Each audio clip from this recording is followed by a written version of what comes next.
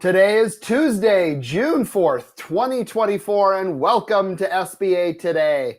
Tanya, what are we talking about today? We are talking, the SBA shared there are challenges they're facing this year. Imagine that. New criminal justice rule is in effect as of May 30th, and SBA is working on the new 413. So those are kind of the new ones. And you know what? I know Paul's fixing to share a story, and I want to tell you guys in advance, he sent the fact that he's going to share a story today and told me he wasn't going to tell me what it was. And so he is making sure that I have some reaction here. Right? So I have no idea what's coming down the line. Not fair. You're mean. Before I share my story, I got to share a small little story before the story. Oh. So I went to a Mariners game with my family this weekend. And every single time they do a strikeout, they did the pew, pew, pew, pew, the same sound that the BDO show does all the time. Wait. I want to hear you do it again. Pew, pew, pew, pew. Sorry, I'm not as good. But every single strikeout, they were playing that. And I was thinking the BDO show, every single time for 9 innings. I just thought that was funny. I had to share. So to our friends at the BDO show. Because I like the BDO show. So I think absolutely. The air horn. Around. Exactly. Do an air horn for BDO show. That's right. So as Madison gets this set up, and just to give you some context, I work with a business broker out of Bend, Oregon. Her name is Cole Conroy. And she's with a group called the Obesity Group. And sorry, maybe I've butchered that. But not only is she an amazing business broker, but she's also a rapper. And she is so creative that, you know that song, Baby Got Back? Yeah. Which, yes, we all know that song. Yeah. She turned it into her own. And this is how bold she is. Well, first of all, I was considering rapping it, okay, which I chose not to do. And for that, you're welcome, Tanya, and the audience. Please. Come on, man. But I think you should. Cole agreed to do it. Okay. All right. I want it's a minute long and it's good. It's very, very good. So let's go ahead and hear it. Oh my God. Equity. Look at that deal. It is so big. Ugh. It looks like one of those IPO guys deals. But you know, who understands those IPO guys? They only talk to her because she looks like she's got serious cash flow, okay? I mean, her deal. It's just so big. I can't believe it's just so leveraged. It's like way too risky. Look, it's just so liquid. I like big businesses, and I cannot lie. You other brokers can't deny when a profit walks in with an ample scale and evaluation set to prevail, you get sprung. Want to pull up tough because you notice that SC was tough. Deep in the spreadsheet that's glaring. I'm hooked and I can't stop staring. Oh, baby, you want to get rich and take your financial picture. My peers tried to warn me with the ROI you got makes me so money. I'm tired of magazines saying small caps are the thing. Take the average broker and ask him that. She got to pack much cash. So, fellas, yeah. Is your brokerage got the coal? Hell yeah. Tell them to rake that healthy stack. Baby got bank. Baby got bank. There is no broker out there. That was great. I am so impressed. This all started, by the way, with a LinkedIn post. She posts the words on the LinkedIn, and I'm like, oh my, SBA Today, we got to do this. And so after talking with her and everything, and she's like, okay, I'll do it. So Cole, thank you very much. Awesome. That was awesome. Have them reach out to you. Cole Conroy, she's in Bend, Oregon, with the Obesity Group. Yeah, well done. I think she missed her calling, though. I think she's supposed to be up on stage somewhere rapping. was awesome. So Great I had job. to share that because I couldn't think of a better one than that. And I understand now why you didn't want me to hear that in advance. Yeah. I know you. You love freaking seeing these dang facial expressions. I really do. I really enjoy that. Awesome. Well, let's What's get next into the one, news. So the Inspector General published their spring 2024 semi-annual report to Congress, sharing what some of their challenges are. Well, I mean, from my perspective, I don't think the SBA is having any challenges at all. I think everything's going pretty smooth. However, they think that there's a few things that they can work on. And I'm not going to tell you all of them because they don't always apply to us SBA lenders. But the number one challenge is economic relief programs are susceptible to significant fraud risks and vulnerabilities. Well, we kind of know that, right? That's the 4363 and all the other little things that we're doing. Another one is SBA faces challenges in IT investments, system development, and security controls. I'm just going to leave that one as is. That one's a little scary for me. SBA risk management and oversight practices need to be improved to ensure integrity of the program. Right. Okay, I'll buy that, get that. And of course, the disaster assistance programs must balance priorities to delivering prompt assistance. Makes sense, right? So those were not ranked in any sort of importance of order. But man, Congress really didn't provide the appropriations from the fiscal year. They didn't receive that.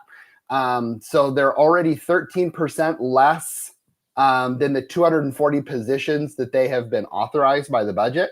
So they're kind of down people. And they do estimate that there is over, ready for this number, 200 billion ouch in potentially fraudulent COVID-19 idle fraud. 200 billion. I guess that's why the 4363 was created. Yeah. So, I mean, and obviously, it's obviously a big government program. There's a lot of things that can then move, and I hope that they do work through that and get the people hired in order to do that. But I thought that was a very interesting report. It's a lot of money that's coming out of everybody's pocket, which, I mean, do you remember back when that all came out, Paul? We all said the same thing. Now, this is just open to so many people creating fraud.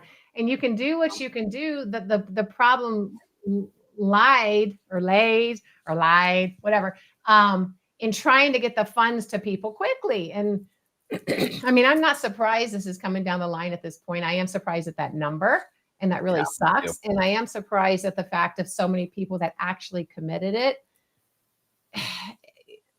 I don't know. I have a moral thing against those who just be a handful. Yeah, I mean, and there were many on the small side. Now I know there were like a lot that still were making money, just the smaller ones, like the people that get commission only or whatever, that still were, but then they took it, even though, potentially didn't need it, as well as all the big companies. So it's really unfortunate, but I would agree. We all are going to pay for it as per the usual, right? That's right. That's right. All right. Well, next up on the agenda is the criminal justice system, or criminal justice finally got the new final rule out for the surety bond guarantee, disaster loan program, blah, blah, blah, regarding, oh gosh, I'm losing my words. Anyway, I'll move on. Criminal. Criminal justice. Thank you. I'm like, where did that word go? Anyway, they reviewed it. And one of the things that I found kind of interesting, well, actually, let me just read it to you first, because it went into effect May 30th. As a result of the rule, SBA will be revising the 7A loan program's application form. Got it. Okay. SBA form 1919, page 2, question 4. A positive response will still continue to render the applicant eligible. And because this is a regulatory prohibition, there is no opportunity for an exception or waiver. Now, that's for right now until they get the new form to us, right? The revised question will ask, is the applicant or any associate of the applicant currently incarcerated, serving a sentence of imprisonment imposed upon adjudication of guilty, or is under indictment for a felony or any crime involving or relating to financial misconduct or a false statement. If yes, the applicant is ineligible. Now, I wanted to kind of go back to, because the one thing I noticed in that is the associate. And I think many people aren't going to know what exactly does associate mean. That's a great point. I was kind of wondering, I'm like, that could be, my friend down the street. That's an associate of mine, right? Is that what it means? It does not. Anyway, an associate is, an officer, director, key employee, or holder of 20% or more of the value of the ILP, intermediary, or its debt instruments, or an agent involved in the loan process, any entity in which one or more individuals referred to in the first, close relative, individual owns or controls at least 20% or more. Anyway, officer, director, owner. Well, the key employee, I think many people are going to forget that the key employee could be one as well. So if there's somebody that's got significant either oversight and or is in the business heavily and the business relies on them, it includes them. Now, I'm glad for this because personally, I think somebody that has been incarcerated at some point, they get out, they should not for the rest of their lives have to pay for whatever it is that they did, right? Yep. So I do like that fact. I do like that they took away some of the things as far as, if, where was it? If you hadn't been, right? Mm-hmm. If you hadn't been convicted, right? Didn't they take that away? I think that's part of it as well. Anyway, I think it's great. What do you think? I think I still think there's 5 C's of credit for a reason. Oh yeah, we're still in my opinion. What you possibly were in jail for and how long ago, in my opinion, does reflect character. Moral turpitude. Correct. And I'm glad that the SBA is taking this approach, because then it can be left to the lender to make the decision. If you're in jail for financial fraud, right? In my opinion, I'll put on my underwriter hat, you ain't getting a loan ever. Sorry. Other things, there could be reasons, there could be oopsies. I was young, whatever the case thing. That's my thing. I'm sorry, I'm laughing because look at Ray. Oh my Lord. Hey, we are not going political, buddy. Nice. Yeah, we're not going political, and not happening. Hey, he's in your backyard. You deal with it. What is crazy though is, I did have one come through one time, and they had grand theft auto. They were 18 years old when they did it, young and dumb, as happens, right? That is not financial. That is not. It is kind of moral, but it's not moral as in like you're dumb at that age. Someone or there's some bigger things out there that are going to be moral issues.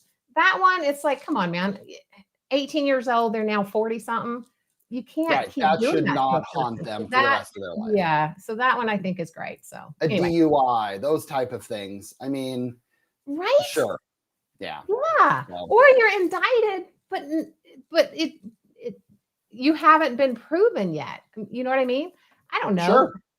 That can happen to almost anybody. I could step out right now and something could happen that I get in trouble in some way, shape, or form. It's not real.